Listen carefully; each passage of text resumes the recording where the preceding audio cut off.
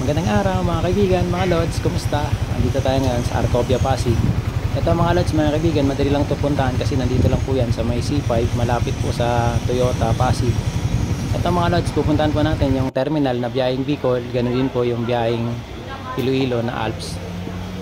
Ito mga kaibigan, mga lods, yan, nakikita nyo po, maluwag po yung terminal nila rito. Tapos napakaluwag din po ng mga upuan. Yan mga lods, daming upuan dito, di kayo mainip. Ito mga lods, yung mga bus company na nandito, yung Alps, tapos yung Kagsawa, tapos yung Bicol Isarog.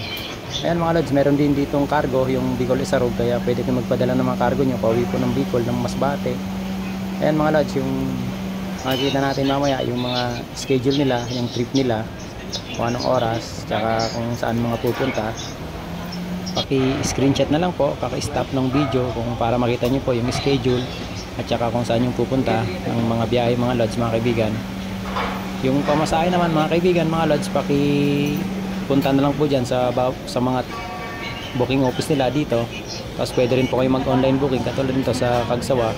Yan mga lods, mga kaibigan, napakadaming upuan dito na pwedeng magantay. May natutulog pa nga.